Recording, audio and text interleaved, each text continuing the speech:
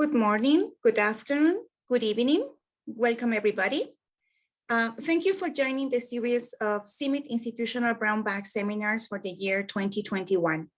On behalf of Dr. Brand Goveritz, Director General of the International Maize and Wheat Improvement Center, I am glad to introduce our speaker of today's seminar, Simon Fonteyne, Research Platforms Coordinator of the Integrated Development Program, who will present the seminar entitled Results of Long-Term Research of Conservation Agriculture in Different Agro-ecologies.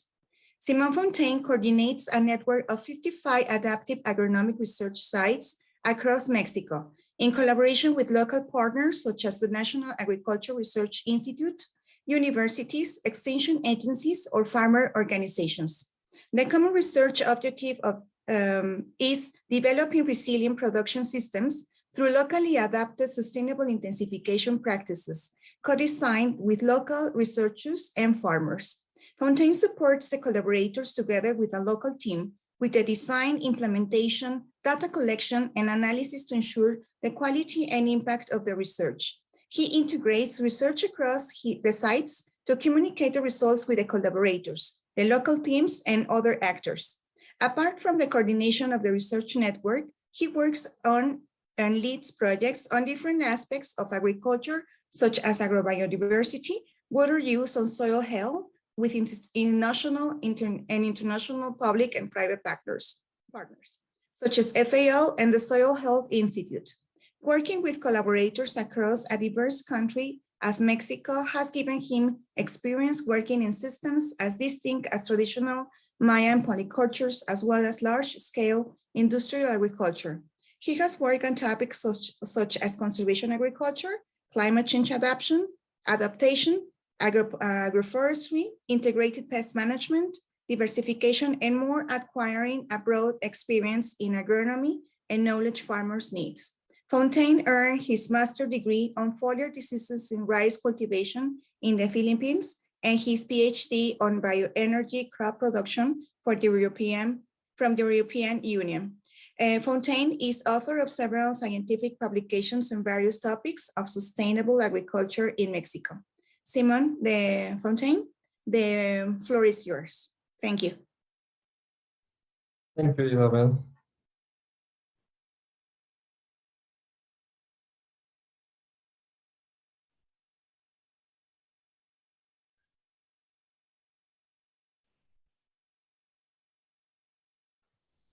Can you see my presentation all right? Yes, maybe you can put it in a presentation format. Yep. Okay, thank you. All right. So good morning, everyone. Well, at least for me, it's good morning. So today I will talk about our long-term experiments, both on station and CIMMYT in Mexico, as well as the ones that are run by our network of collaborators. So most of the results I will present today are results obtained by other researchers like Dr. Verhulst or our national collaborators. As an introduction, why do we need long-term experiments? So experiments, agronomic experiments in the field that last more than 5 years, let's say. So we need these to document the long-term effects of different management practices. Sometimes we'll do an experiment and 1 year we'll have results, but these results can have cumulative additive effects that change over time. You can also use these long-term experiments to study different aspects of cropping systems and experiments where treatments effects had time to stabilize. Especially in experiments with tillage, we'll often see we'll need several years before the effects of the treatment are stabilized. So if we do this research on a short term, we'll have a different view, a different idea than if we can evaluate this on the long term. We can also study the stability and adaptability to long-term data sets covering variable climatic conditions. We can have a couple of good years, a couple of bad years, and with a long-term trial, we'll see how the treatments perform in all types of climatic conditions. And even in our long-term trials, what we're seeing in Mexico is that we're even seeing climate change impacts on our long-term trials, where the protocols we had in place since the 90s are not adapted to the current climate anymore. We can also use the long-term trials to collect the necessary data to calibrate crop simulation models. They also can be used to shape ideas, build insights in cropping system, test hypotheses, and adjust to new findings through flexible treatments. So by working in the same long-term trials for a long time, we can learn much more, and we can see year after year what happens, so we can form a good idea, a good insight in how this cropping system works. We can also support measuring and analysis through efforts through providing results that are necessary for benchmarks that can be used to measure impacts in farmers' fields. And long-term trials, because they have they have treatments that have been in place for a long time. They can have much bigger contrasts between the treatments. So long-term trials also have a very high importance in showing the impactful differences in the field. So they can be used in trainings and demonstrations, both for researchers as well as farm advisors, farmers, policymakers, and other actors. So for example, in the D5 trial in Texcoco, before the pandemic, we got up to 2,000, 2,500 visitors every year, where we could show them the effects of conservation agriculture in the field. And we can, of course, use the evidence from the long-term trials to attract further funding. Again, the D5 trial is a trial I think every donor that visits CIMMYT has seen. So what do we investigate in our long-term trials? Long-term trials, we think, need to be adapted to cropping systems research. So long-term trials are not the best way to investigate a certain component, for example, how a herbicide works, but they need to be adapted to the whole cropping system. So some central ideas that we use to guide our cropping systems research in that, I'm going to close my window. Too much noise. So what do we look for in our cropping systems research? We are looking for maximizing the utility for farmers rather than performance. So we're not looking to obtain a high yield at all costs, because for the farmer, this is not always or even often not the best practice. We are looking to create systems that are most profitable for the farmers. But also these practices, they must reduce the environmental impact compared to the current practice for us to recommend it. So we don't want to go cheap, but then have a higher environmental impact. We want to both improve the system and reduce the environmental impact. In that, our goal is to reduce the use of external inputs as much as possible. So to reduce the side effects of inputs and again, increase the utility for farmers, because inputs are expensive, and the more we can reduce them while maintaining an adequate yield, the higher utility will be. And it's important also to understand that the ideal system is a moving target.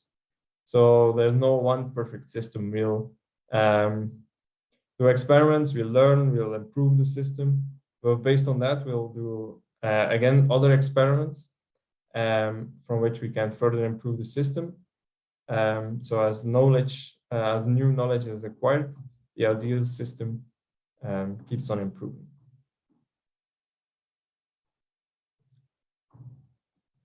So we are trying to obtain sustainable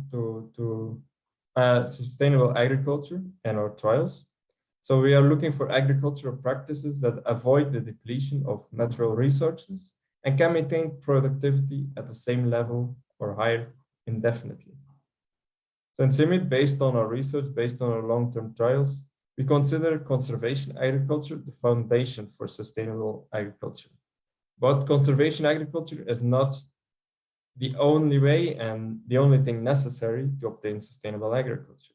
We think it's the basis for sustainable agriculture, but there's a whole menu of other technologies in every region that can also contribute and must contribute to sustainable agriculture. For example, integrated pest management, fertilization, varieties, weed control, etc. So all the aspects of agronomy are also necessary for sustainable agriculture.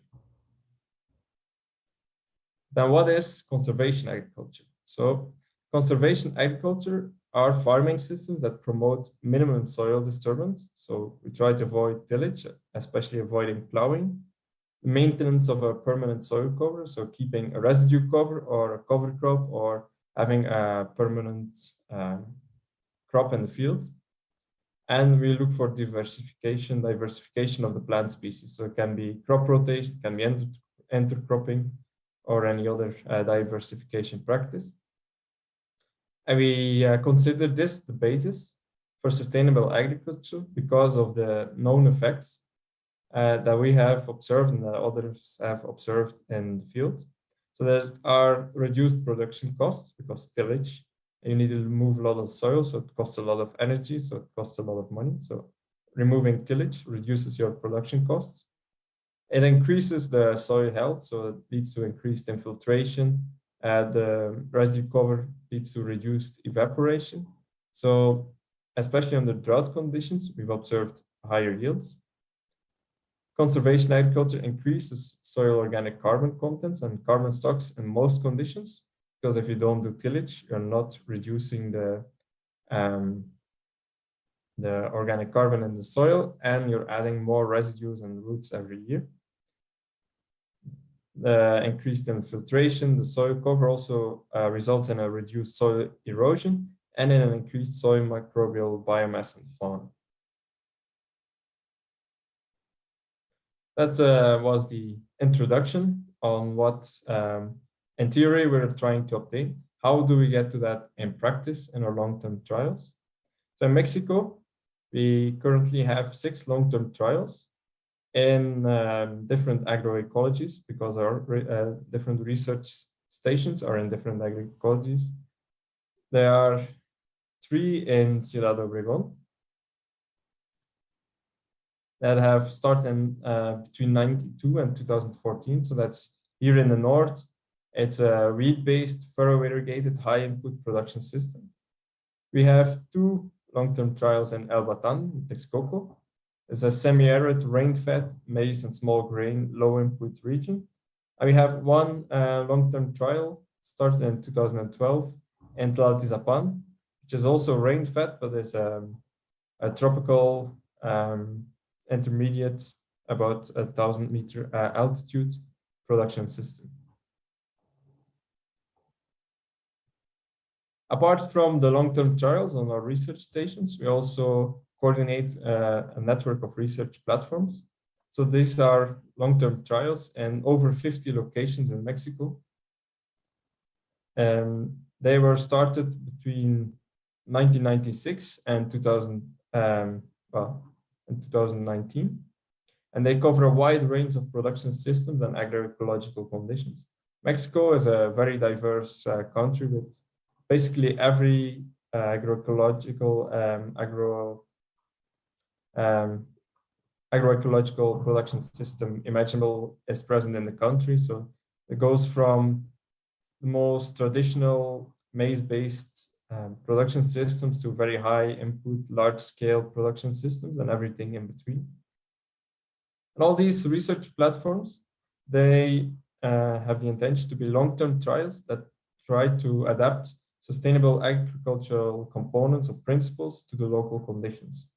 So the idea is to implement conservation agriculture and other sustainable practices under the local conditions. They're all run by local researchers, and the design process of these trials is participatory. So we consult with local farmers, farm advisors, other researchers, all kinds of actors to design a trial that will give results that can help to resolve the problems with the local production system that can be adopted by the farmers and that compares the new practices to a good control treatment that represents the current practices. And these research platforms, they are a crucial component of the innovation hubs that we have set up across Mexico. So currently there are 12 innovation hubs, which aim to improve the local production systems by coordinating the efforts of extension and cropping system improvement by creating a network of all the stakeholders. So that's researchers, that's suppliers, farmers, extension services, governments, buyers, and many others. And this network is connected in the field with also a network of trials. So there's the research platforms, which are scientific trials with different treatments. But there are also modules where there are side-by-side comparisons of improved practices with the conventional practice, and extension areas and impact areas where farmers are implementing improved production systems in their fields. So this makes the research platforms a bit different from a standard long-term trial, because they're not only aimed at doing pure research, they're also aimed at generating impact.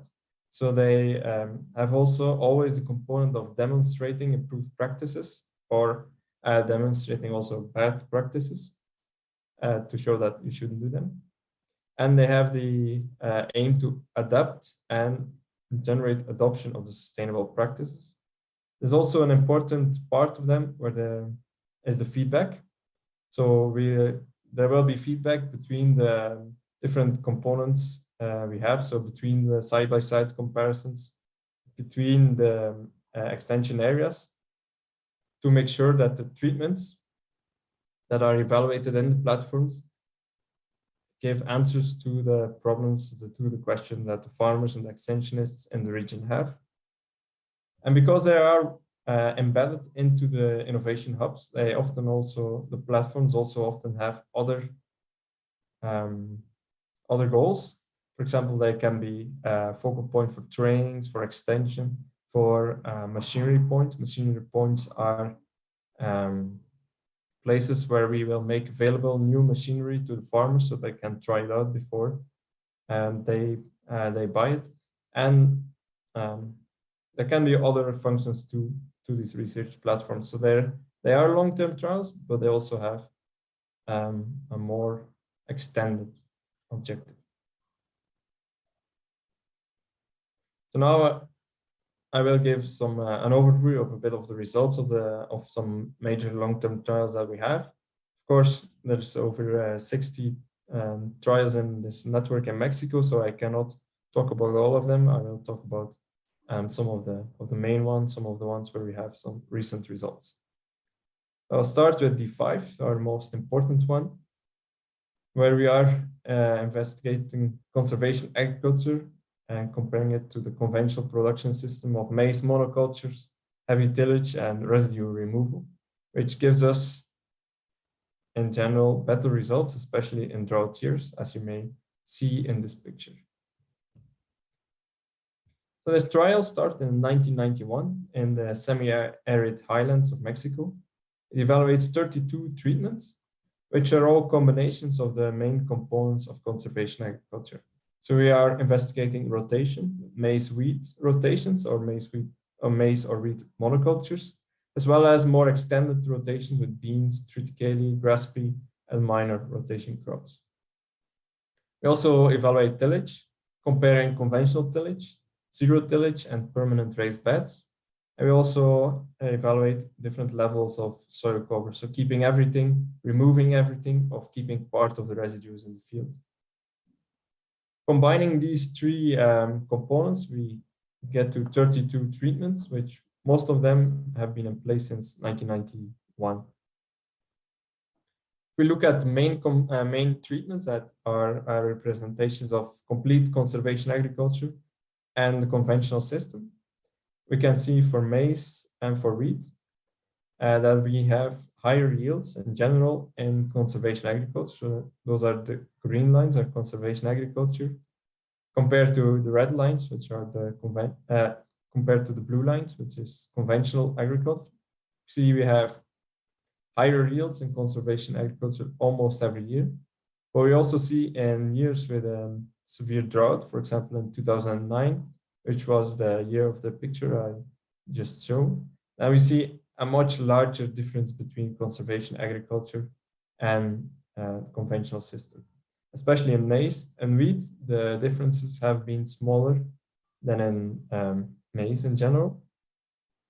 We can also compare what happens when we do zero tillage, but we do not include the other components of conservation agriculture. So that's the red line at zero tillage, but removing the residues and having a monoculture of maize or wheat. You see in maize, this is especially bad because maize leaves very little stubble. So the soil there is completely compacted and degraded. And we see that that is the worst yielding treatment. That's even worse than conventional agriculture. And wheat, on the other hand, we've seen that the difference is much smaller, and that this treatment of zero tillage and residue removal is still better yielding than conventional agriculture.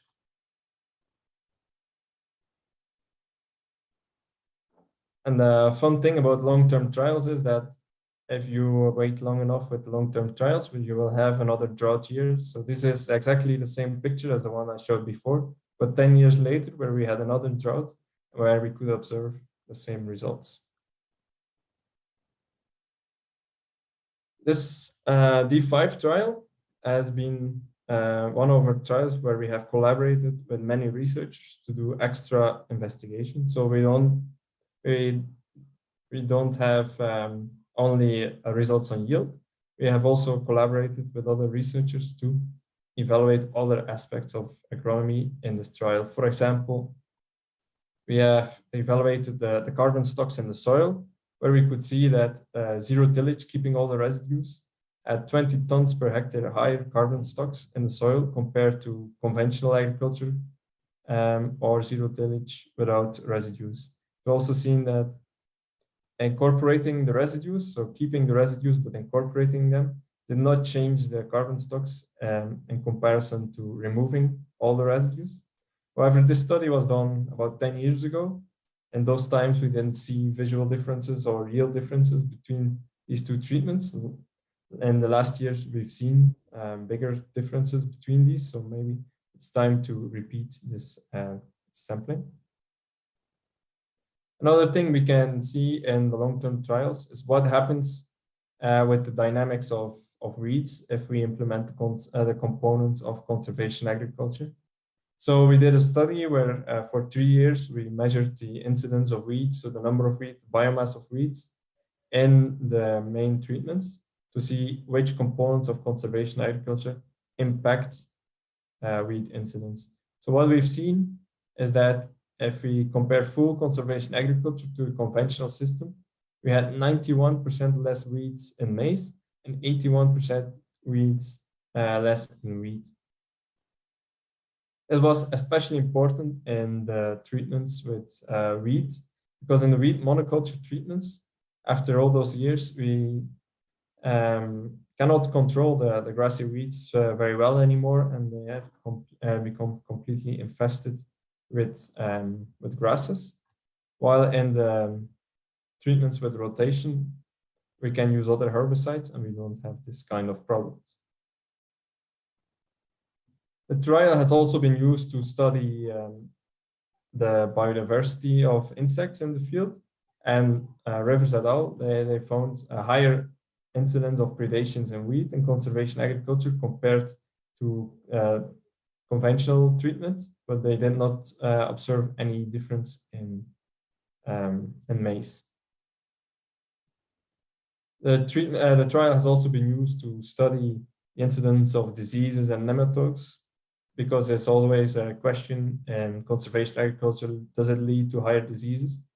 We've seen a bit more root rot, but we've actually have not observed any differences in disease incidence in this trial or in any of the other trials in our network. So this D5 trial has been in place since 1991 and has been one of the trials which we have studied most through collaborations with other researchers from national and international research organizations. For example, in a recent study that was just published, our collaborators, they studied the microbial communities in relation with tillage and residue. So often for researchers from other institutes, having long-term trials is an opportunity for collaboration because they have skills and knowledge to study microbial communities that we don't have. But then we have trials with very contrasting treatments in which they can do interesting studies. We've done a lot of collaboration on this trial, but there are still a lot of effects that have not been thoroughly studied. For example, the effects of rotation of residue levels, the yield stability. So there's still a lot of opportunity for collaboration and for further study, even in this most studied long-term trial. In the same research station, we have another long-term trial, H9 or Texcoco 2, where we are evaluating conservation agriculture, but then different aspects of conservation agriculture. So this trial started in 1991 and evaluates 14 treatments in a wheat maize rotation. There is one control treatment with conventional tillage and the other treatments have permanent beds. And the main differences between the treatments are the residue management, so keeping all, removing everything, or keeping half of the residues. And some of the treatments also have tight ridges between the raised beds. So the idea was to evaluate if, instead of having a permanent residue cover, could we change the topography of the field to increase infiltration, which would allow us to remove the residues, which is important because the residues in the highlands, they're often in high demand for fodder or they get grazed. So the idea was to see if we could replace them by a certain kind of tillage. So if we look at the long-term yields in this trial, we've seen higher yields in permanent beds. So the blue lines are permanent beds, the red lines are conventional tillage, which is not surprising because in D5 we've also seen higher yields in conservation agriculture compared to conventional agriculture. We've evaluated broad beds and narrow beds. So broad beds are 1.5 meter wide, narrow beds 0.75 meters wide, but we did not see a big or consistent yield difference between those kinds of beds.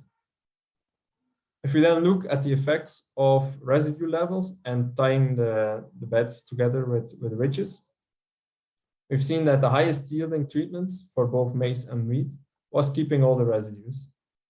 But if we leave half of the residues, so that's the orange lines, we see that tied ridges did not improve yields. So there's no yield difference in maize or wheat with half of the residues and tied ridges.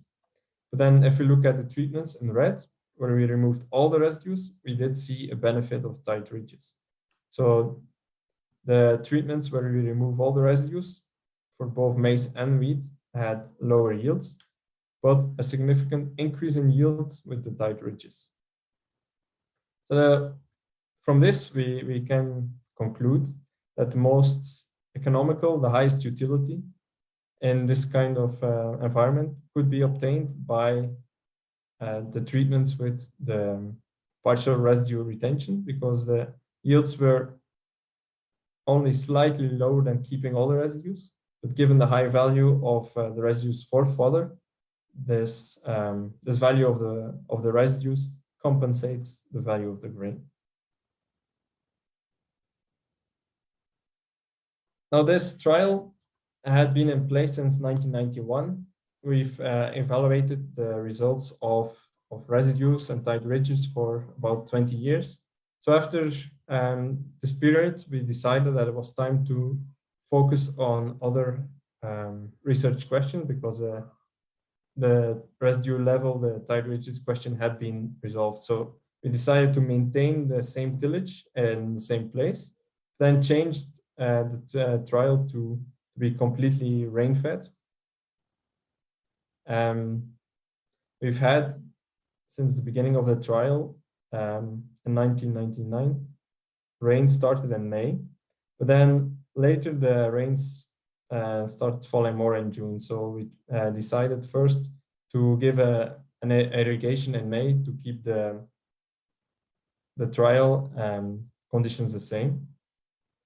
But then with the redesign, we assume that that climate change is here to stay. So we've changed the trial to completely rain-fed. We've also changed the crops to a land-raised barley rotation to be more relevant to the highland farmers and to be different from Texcoco 1.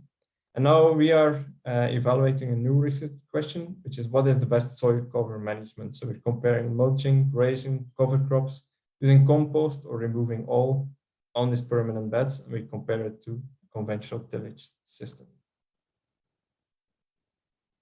We've also taken the opportunity to change the management. So we've reduced the fertilizer use, we've reduced the pesticide and herbicide use in order to see if we can obtain the same results with a lower input use. We've also introduced some flower borders with alfalfa in between the treatments where there used to be empty borders in order to have natural pest control. In Obregon, in the north, the conditions are completely different. There, the main crop is wheat, which is produced under irrigated conditions in the winter cycle. One of the trials we have there is 209, which initiated in 1992. It evaluates a maize-wheat rotation with tillage and residue treatments. So there's wheat in the wintertime, which is the main crop, and then there's maize in the summertime. There's 5 treatments, 5 main treatments. So there's conventional tillage with incorporation of the residues, and then there's permanent beds with full residue cover, residue removal, partial residue removal, and also residue burning.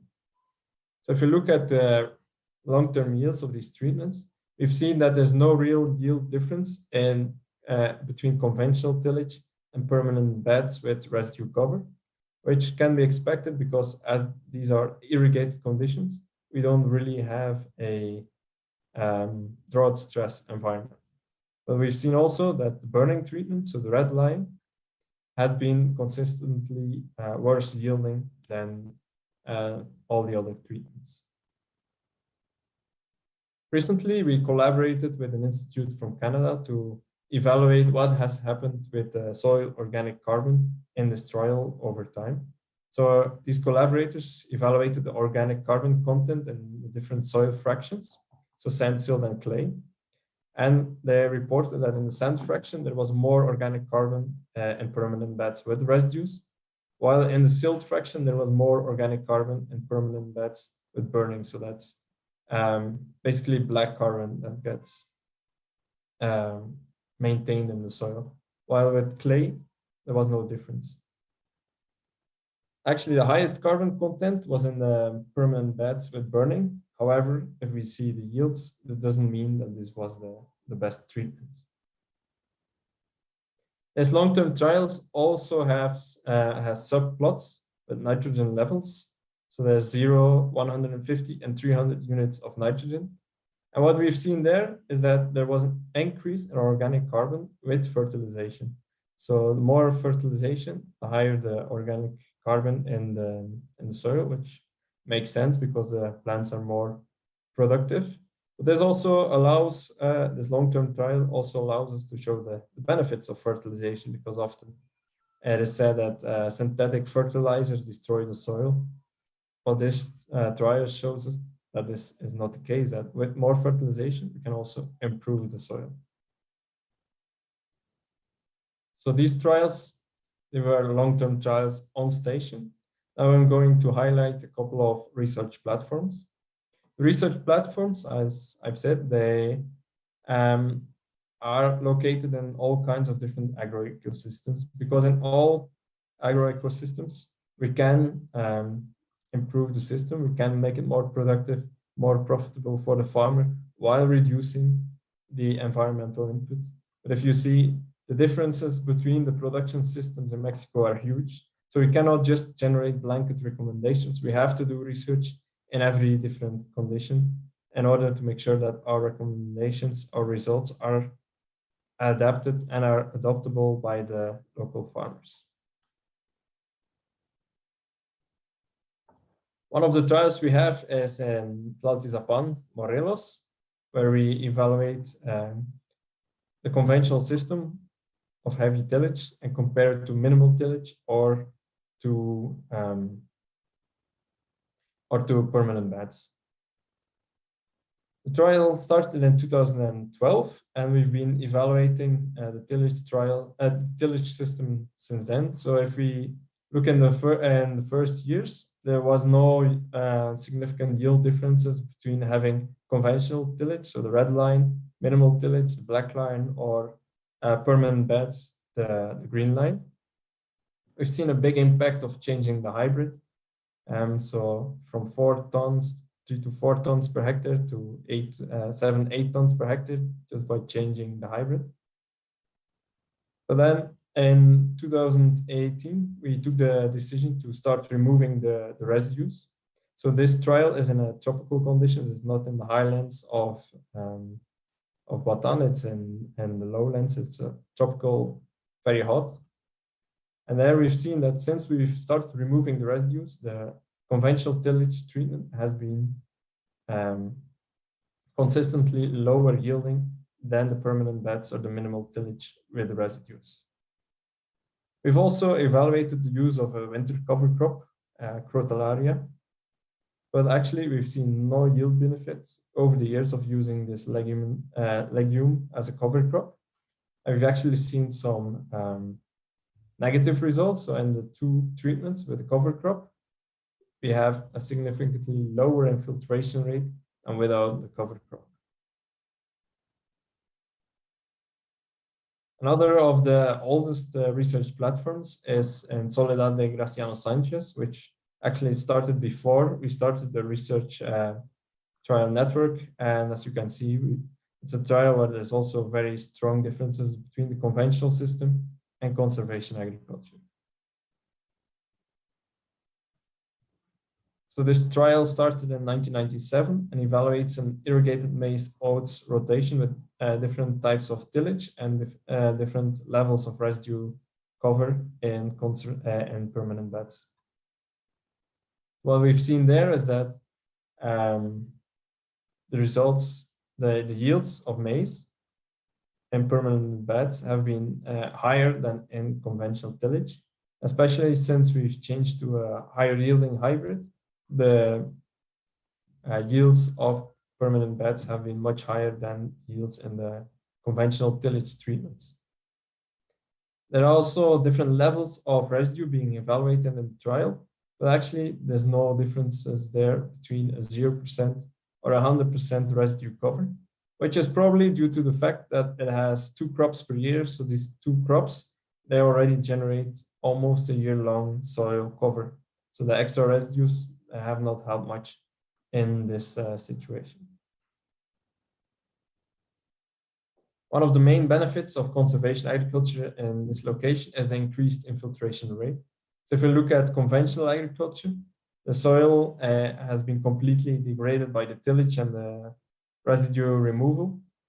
So when irrigation is applied, the trial floods and it takes several days for the water to infiltrate. While in conservation agriculture, there's a good infiltration rate, there's a high organic matter, there's good aggregate structure, and it takes only a couple of hours for the water to infiltrate, which leads, of course, to a much better crop development in conservation agriculture compared to the tillage treatments. Another of the oldest research platforms is the one in Francisco Madero, where you can see this beautiful maize crop every year.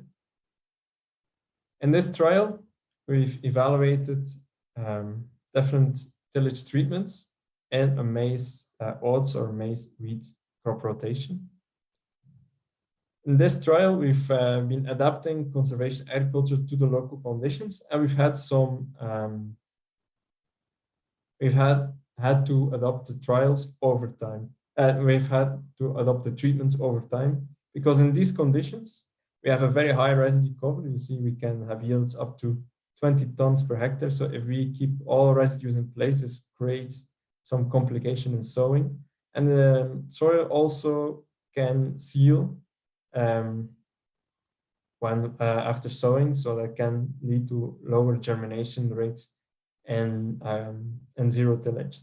That's why, even though we've kept the main treatments in place in this trial, over time we've had to adopt exact treatments. We've had to change from zero tillage to strip till, from permanent beds to with residue cover to without residue cover over time, in order to adopt conservation agriculture to the local conditions. But if we do it well, we've seen that with most treatments, there was very little differences in yield. So under these conditions, if we can make the sowing conservation agriculture work, it will be more profitable because we can remove the costs of tillage.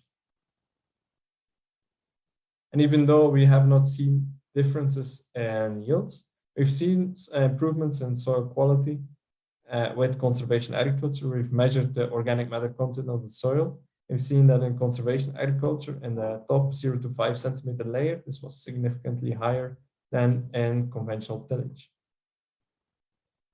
After these almost 10 years of tillage treatments, we consider that we now know how to do conservation agriculture in the trial. So that's why last year we've changed trials. We kept the tillage in place, but now we are evaluating fertilization and green manures in the conservation agriculture compared to the conventional system, in order to see if we can reduce fertilization in the region.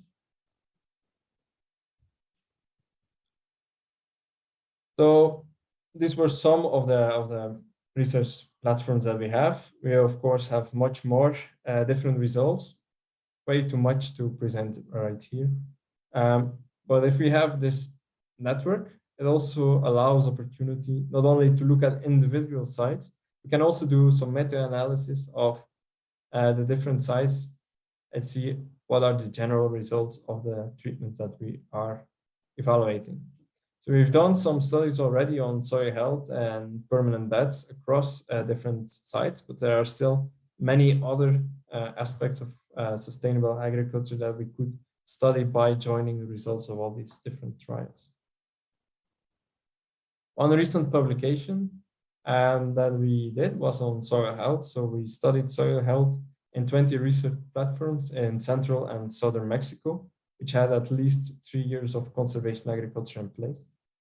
These sites all had a significantly higher organic matter and nitrogen content in the soil and a higher aggregate stability, which leads to a higher soil quality, which resulted in an average yield increase of 850 kilograms of maize per hectare.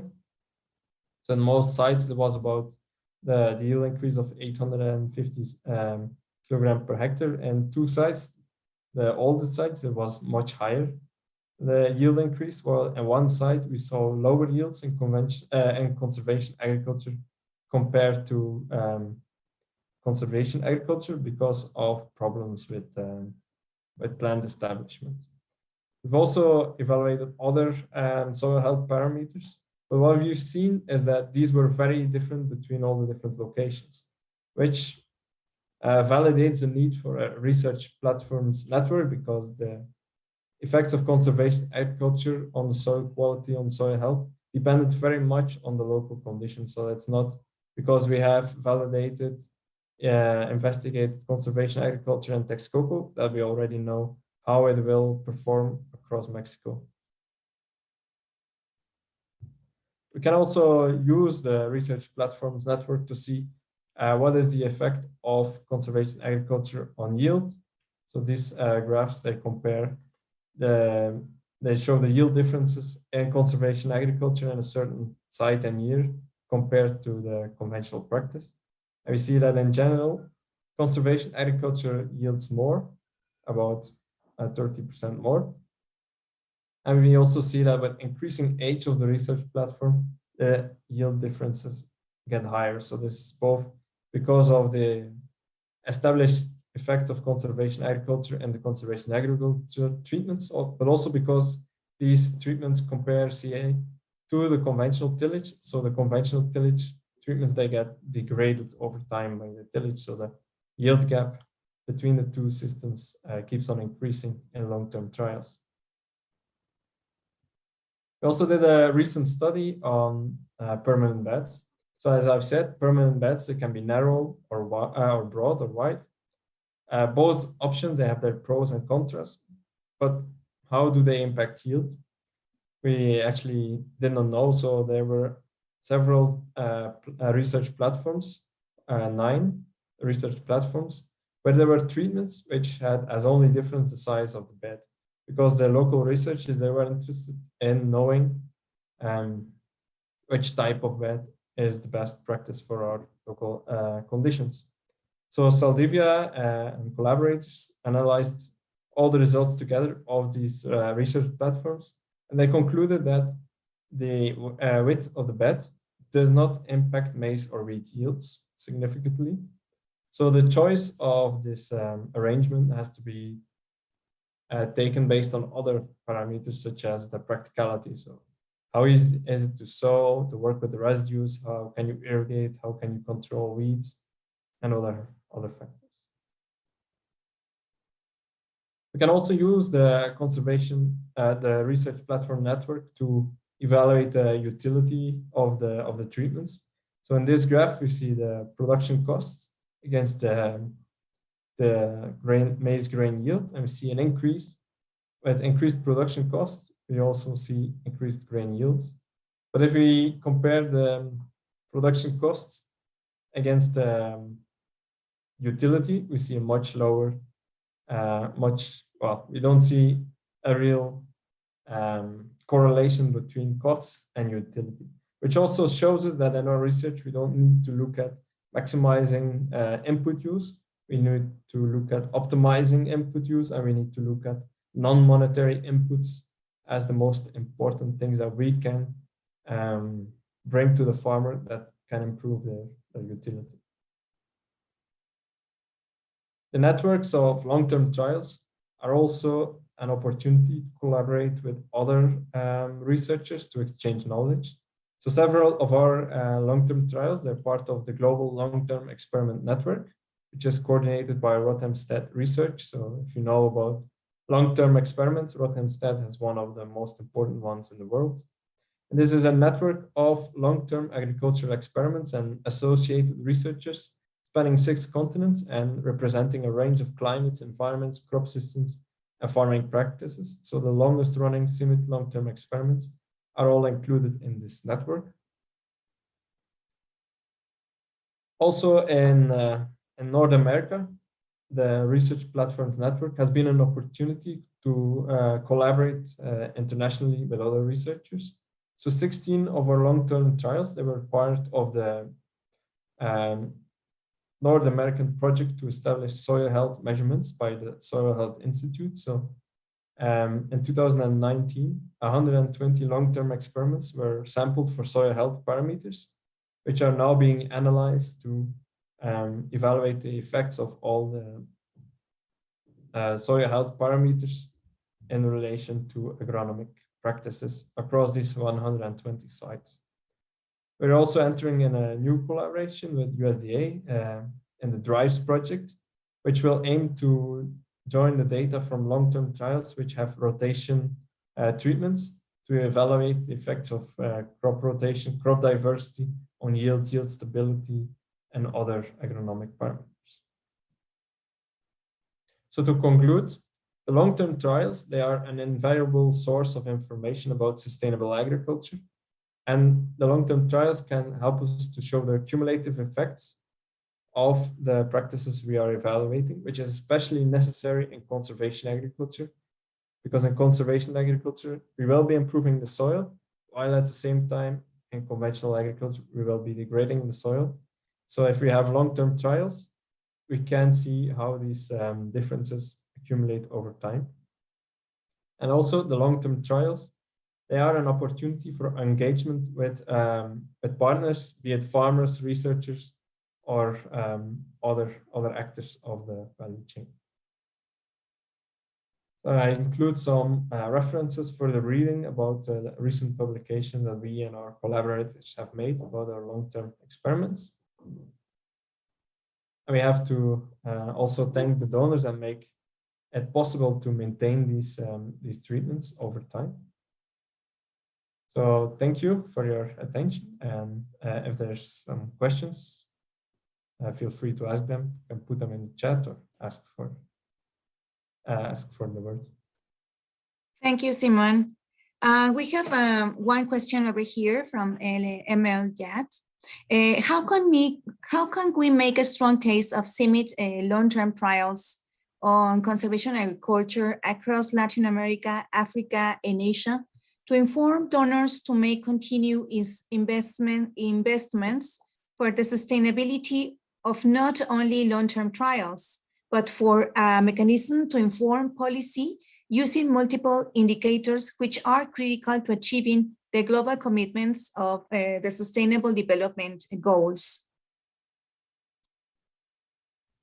Yeah, I think that's a very good question, and I think it's also something we might need to work much harder on. So if for our long-term trials, we've relied a lot on collaborators to study effects, but maybe we have not been publishing, analyzing, joining the results of the different long-term trials enough to create high-impact publications, also to create and to promote the learnings of these trials. So maybe we should join all the results of our trials and show what the impacts of our treatments are, or what the impacts of these long-term trials are, and also use them to model or to extrapolate what would be the effects of implementing the best treatments across a wide range of across a wide area. So this maybe we have the data, we could use them to calculate what would be the benefits for the donors if they would invest in this research and in the scaling of this research.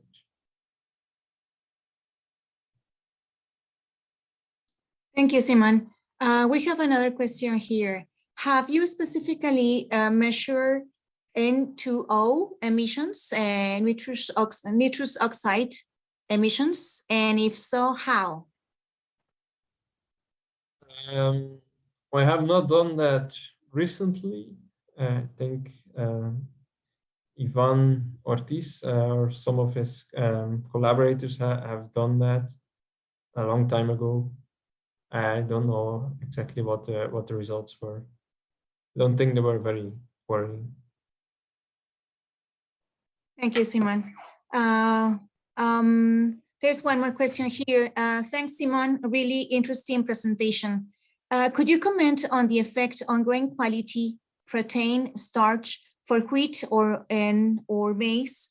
Any comments on soil minerals like Fe and zinc and their availability? Fe, phosphorus, phosphorus and zinc, sorry, and their availability? Yeah, so actually we use the research platform network to evaluate grain quality. We've just had money for grain protein, and we still are in analyzing the data, but a quick look at those data.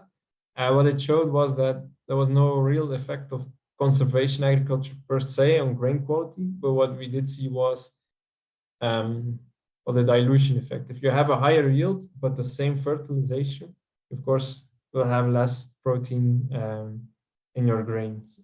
So that's the main effect that we think we see, what we need to evaluate the data more.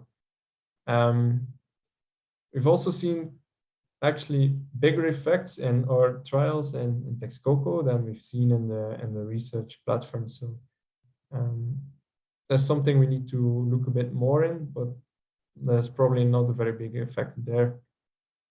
In terms of micronutrients, so one thing that well, you would expect if you leave more residues is that you have more nutrient cycling.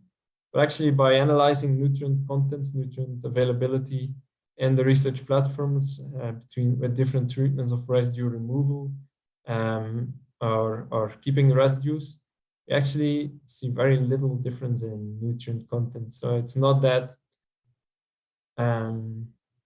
that it's a one-on-one relation between the nutrients and the residues that you remove or take off the field and the nutrient availability.